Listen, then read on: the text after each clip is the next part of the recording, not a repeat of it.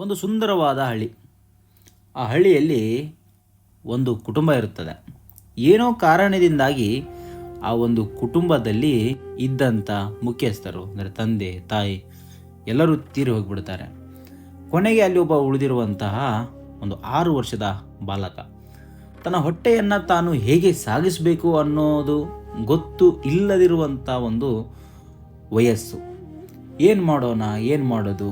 ಯಾರಾದರೂ ಮನೆಗೆ ಹೋದರೆ 1 ದಿನ ಊಟ ಕೊಡ್ತಾರೆ, 2 ದಿನ ಕೊಡ್ತಾರೆ.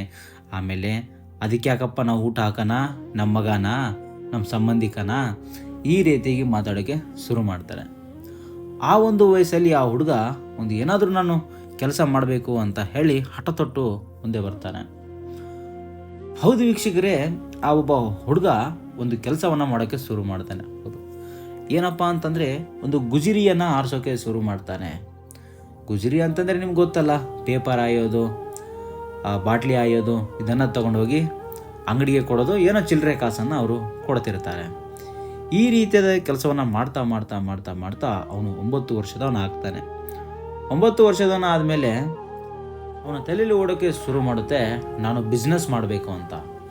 ನೋಡಿ ವೀಕ್ಷಕರೇ, ಅವನು 9 ವರ್ಷಕ್ಕೇ ಬಿಸ್ನೆಸ್ ಮಾಡಬೇಕು ಅನ್ನೋ ಲೆವೆಲ್ಗೆ ಬೆಳೆದು ಬಿಡ್ತಾನೆ. ಆಮೇಲೆ ಒಂದು ಗುಜರಿಯನ್ನು ಏನೋ ಅವನು ಆಯ್ತಾ ಇರ್ತಾನೋ, ಅಂದರೆ ಹೋಗಿ ಅಂಗಡಿ ಕೊಡ್ತಾ ಇರ್ತಾನೋ, ಅದೇ ರೀತಿಯಾದ ಒಂದು ಅಂಗಡಿಯನ್ನು ನಾನು ಹಾಕಬೇಕು ಅನ್ನೋದನ್ನು ಅವನ ತಲೆಯಲ್ಲಿ ಬಂದ್ಬಿಡುತ್ತೆ.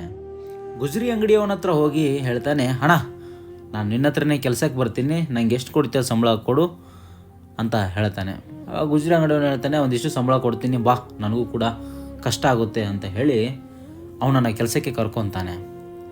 ವೀಕ್ಷಕರೇ, ಇಲ್ಲಿ ನೋಡಿ, ಇವನು ಕೆಲಸಕ್ಕೆ ಸೇರಿರುವಂಥ ಉದ್ದೇಶನೇ ಬೇರೆ ಇರುತ್ತದೆ. ಒಂದು ಏನಪ್ಪ ಅಂತಂದರೆ, ಒಂದು ಸ್ವಲ್ಪ ಇವನು ಯಾವ ರೀತಿಯಾಗಿ ಗುಜರಿ ಅಂಗಡಿಯನ್ನು ವ್ಯವಹಾರ ಮಾಡ್ತಾನೆ ಅಂತ ತಿಳ್ಕೊಂಡು ನಂತರ ಅದೇ ಬಿಸ್ನೆಸ್ಸನ್ನು ಈ ಹುಡುಗ ಸ್ಟಾರ್ಟ್ ಮಾಡಬೇಕು ಅಂತ ಅಂದ್ಕೊಂಡು ಆ ಒಂದು ಗುಜರಿ ಅಂಗಡಿಗೆ ಕೆಲಸಕ್ಕೆ ಸೇರ್ಕೋತಾನೆ. ಫಸ್ಟು ಗುಜರಿಯನ್ನು ಆರಿಸ್ತಾ ಇದ್ದ, ಆಮೇಲೆ ಗುಜರಿ ಅಂಗಡಿಯವನ ಜೊತೆ ಕೆಲಸಕ್ಕೂ ಕೂಡ ಸೇರಿಕೊಂಡ. ಕೆಲಸಕ್ಕೆ ಸೇರಿಕೊಂಡು ಅವನು ಯಾವ್ಯಾವ ಥರ ವ್ಯವಹಾರನ ಮಾಡ್ತಾನೆ, ಎಲ್ಲೆಲ್ಲಿಗೆ ಆ ಒಂದು ಮಾಲನ್ನು ಕಳಿಸ್ತಾನೆ ಅನ್ನೋದನ್ನು ಎಲ್ಲವನ್ನು ಕೂಡ ನಿಧಾನವಾಗಿ ತಿಳ್ಕೊತಾನೆ. 1 ವರ್ಷ ಆಯಿತು, 2 ವರ್ಷ ಆಯಿತು, 3 ವರ್ಷ ಆಯಿತು. ತದನಂತರ ಆ ಗುಜರಿ ಅಂಗಡಿಯವನು ಏನು ಮಾಡ್ತಾನಪ್ಪ ಅಂತಂದರೆ, ಆ ಒಂದು ಅಂಗಡಿಯನ್ನು ಬಿಟ್ಟು ನಾನು ಬೇರೆ ಅಂಗಡಿ ಮಾಡ್ತಾ ಇದ್ದೀನಿ, ಈ ಅಂಗಡಿಯನ್ನು ನಾನು ಕ್ಲೋಸ್ ಮಾಡ್ತೀನಿ ಅಂತ ಹೇಳ್ಬಿಡ್ತಾನೆ. ಸಿಕ್ಕಿದ್ದೇ ಚಾನ್ಸು ಅಂತ ಈ ಹುಡುಗ ಅವನ ಹತ್ರ ಮಾತಾಡ್ಕೊಂಡ್ಬಿಡ್ತಾನೆ. ಇಲ್ಲ ಸರ್, ನಾನೇ ಈ ಒಂದು ಅಂಗಡಿಯನ್ನು ನಡೆಸ್ಕೊಂಡು ಹೋಗ್ತೀನಿ, ನನಗೆ ಕೊಟ್ಬಿಡಿ ಅಂತಾನೆ. ಗುಜರಿ ಅಂಗಡಿಯವನು ಈ ಹುಡುಗನ ಮಾತನ್ನು ಕೇಳಿ ಒಂದು ಕಡೆಯಿಂದ ಖುಷಿ ಪಡ್ತಾನೆ, ಇನ್ನೊಂದು ಕಡೆಯಿಂದ ಆಶ್ಚರ್ಯವಾಗಿ ನೋಡ್ತಾನೆ. ಆಮೇಲೆ ಗುಜರಿ ಅಂಗಡಿಯವನು, ಆಯಿತು ಮಗ, ನೀನೇ ಮಾಡ್ಕೊಂಡು ಹೋಗು, ಇದಕ್ಕೊಂದಿಷ್ಟು ದುಡ್ಡಾಗುತ್ತೆ, ಆ ಒಂದು ದುಡ್ಡನ್ನು ನನಗೆ ಯಾವಾಗ ಕೊಡ್ತೀನಿ ನೋಡು ಅಂತ ಹೇಳ್ತಾನೆ. ಇಲ್ಲ ಸೇಠ್ಜಿ, ನನ್ನ ಹತ್ರ ಆಲ್ರೆಡಿ ದುಡ್ಡಿದೆ ಅಂತೇಳಿ ಆ ದುಡ್ಡನ್ನು ಕೊಟ್ಬಿಡ್ತಾನೆ. ಇವನಿಗೆ ಫುಲ್ ಶಾಕ್ ಆಗಿಬಿಡುತ್ತೆ. ಅಂತೂ ಇಂತೂ ಏನೋ ಮಾಡ್ತಾ ಇದೆಯಾ, ಒಳ್ಳೇದಾಗಲಿ ಅಂತೇಳಿ ಆ ಒಂದು ಅಂಗಡಿಯನ್ನು ಆ ಹುಡುಗನ ತಾವ ಬಿಟ್ಟು ಇವನಲ್ಲಿಂದ ಬೇರೆ ಅಂಗಡಿ, ಅಂದರೆ ಚೆನ್ನಾಗಿ ಬಿಸ್ನೆಸ್ ಇನ್ನೂ ಚೆನ್ನಾಗಿ ನಡೆಯುವಂಥ ಬೇರೆ ಅಂಗಡಿಗೆ ಇವನು ಹೋಗ್ತಾನೆ. ನಂತರ ಈ ಹುಡುಗ ಆ ಒಂದು ಅಂಗಡಿಯಲ್ಲಿ ಬಿಸ್ನೆಸ್ ಶುರು ಮಾಡ್ತಾನೆ. ಮಾಡ್ತಾ ಮಾಡ್ತಾ 1000ಕ್ಕೆ ಇದ್ದವನು ಲಕ್ಷಕ್ಕೆ ಆಗ್ತಾನೆ, ಲಕ್ಷಕ್ಕೆ ಇದ್ದವನು ಕೋಟಿ ಲೆವೆಲ್ಗೆ ಬೆಳೆದು ಬಿಡ್ತಾನೆ. ಹೌದು ವೀಕ್ಷಕರ, ಈ ಒಂದು ಬಿಸ್ನೆಸ್ ಅನ್ನೋದೇ ಹಾಗೆ. 1 ವರ್ಷ ದುಡಿಯೋ ದುಡ್ಡನ್ನು ಒಂದೇ ದಿನದಲ್ಲಿ ದುಡಿಬಹುದು. ಆದರೆ ನಾವು ನೀವೆಲ್ಲರೂ ಏನಂತ ಅಂದ್ಕೊಂಡಿದ್ದೀವಿ, ಇವತ್ತು ಯಾವುದಾದ್ರೂ ಒಂದು ಕೆಲಸವನ್ನು ನೋಡಿದರೆ ಗಲೀಜ್, 16 ಮಾಡ್ತಾರೆ ಅಂತ ಅನ್ನೋ ಲೆವೆಲ್ಗೂ ಕೂಡ ನಮ್ಮ ಮೈಂಡ್ ಸೆಟ್ ಇದೆ. ಅದೇ ರೀತಿಯಾಗಿ ಯಾವುದಾದ್ರೂ ಒಂದು ಬಿಸ್ನೆಸ್ಸನ್ನು ನಾವೇನಾದರೂ ಮಾಡೋಕ್ಕೆ ಹೋಗಬೇಕು ಅಂದರೆ ಯಾಕೆ ಬೇಕು ಬಿಡಪ್ಪ, ಇವತ್ತೇನಾದರೂ ₹1,00,000 ನಾವು ಇನ್ವೆಸ್ಟ್ಮೆಂಟ್ ಮಾಡಿದರೆ ನಾಳೆ ಆ ₹1,00,000 ನಮಗೆ ಬರಲ್ಲ. ಲಕ್ಷಕ್ಕೆ ಲಕ್ಷ ಕಳ್ಕೊಂಡು ಹೋಗೋದಕ್ಕಿಂತ ಇನ್ನೊಬ್ಬರ ಕೈಯಲ್ಲಿ ಕೆಲಸಕ್ಕೆ ಹೋಗಿ ದಿನಕ್ಕೆ 300-400 ಕೂಲಿ ಕೊಡ್ತಾರೆ, ತಿಂಗಳಿಗೆ 12,000 ಆಗುತ್ತೆ, ವರ್ಷಕ್ಕೆ 1,40,000 ಆಗುತ್ತೆ, 60,000 ಆಗುತ್ತೆ, 2 ಲಕ್ಷ ಆಗುತ್ತೆ, ಸಾಕು ಅಂತ ಹೇಳಿ ಕೂತ್ಕೊಂಡ್ಬಿಡ್ತೀವಿ.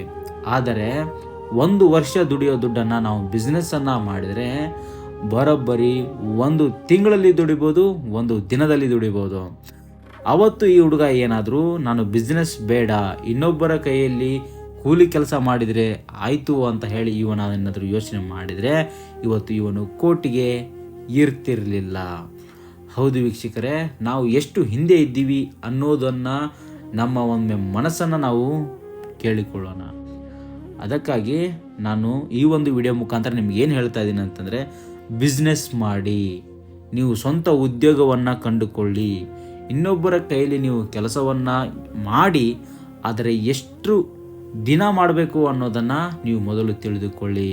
ನಿಮ್ಮ ಹತ್ರ ದುಡ್ಡು ಆಗೋ ತನಕ ನೀವು ಬಿಸ್ನೆಸ್ಸನ್ನು ಮಾಡಬೇಡಿ. ಬಿಸ್ನೆಸ್ ಯಾವಾಗ ಮಾಡಬೇಕಂದ್ರೆ ನಿಮ್ಮ ಕೈಯಲ್ಲಿ ದುಡ್ಡು ಆಗಬೇಕು. ಇವಾಗ ಸಣ್ಣದಾಗಿ ಒಂದು ಅಂಗಡಿಯನ್ನು ಹಾಕ್ತೀನಿ ಅಂದರೂ ಕೂಡ ಒಂದು 10ರಿಂದ 20-30 ಸಾವಿರ ರೂಪಾಯಿ ನಿಮ್ಮ ಕೈಲಿ ಇರಬೇಕು. ಆವಾಗ ಒಂದು ಸಣ್ಣ ಅಂಗಡಿಯನ್ನು ಹಾಕಿ, ತದನಂತರ ಒಂದು ದೊಡ್ಡ ಬೇರೆ ಬೇರೆ ಬಿಸ್ನೆಸ್, ಇವಾಗ ಅಗ್ರಿಕಲ್ಚರಲ್ಲಿ ಕೂಡ ನೀವು ಬಿಸ್ನೆಸ್ಸನ್ನು ಕೊಂಡ್ಕೋಬೋದು.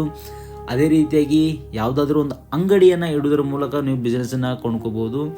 ಇದೇ ರೀತಿಯಾಗಿ ಯಾವುದಾದ್ರೂ ಒಂದು ನಿಮ್ಗೆ ಯಾವುದು ಸುಲಭ ಅನಿಸುತ್ತೋ ಆ ಒಂದು ಬಿಸ್ನೆಸ್ಸನ್ನು ನೀವು ಸ್ಟಾರ್ಟ್ ಮಾಡಿ, ಆದಷ್ಟು ಬೇಗ ನೀವು ಸಕ್ಸಸ್ಸನ್ನು ಕಾಣ್ಬೋದು ಅಂತ ಹೇಳ್ತಾ ಇವತ್ತಿನ ಈ ಒಂದು ವಿಡಿಯೋನ ನಾನು ಮುಗಿಸ್ತಾ ಇದ್ದೀನಿ. ವಿಡಿಯೋ ಇಷ್ಟ ಆಗಿದ್ದರೆ ಲೈಕ್ ಮಾಡಿ, ಶೇರ್ ಮಾಡಿ, ನಿಮ್ಮ ಅನಿಸಿಕೆ ನನಗೆ ಕಾಮೆಂಟ್ ಮಾಡಿ ತಿಳಿಸಿ ಅಂತ ಹೇಳ್ತಾ ವಿಡಿಯೋನ ಮುಗಿಸ್ತಾ ಇದ್ದೀನಿ. ವಿಡಿಯೋ ನೋಡಿದ್ದಕ್ಕಾಗಿ ನಿಮಗೆ ತುಂಬ ಹೃದಯದ ಧನ್ಯವಾದಗಳು.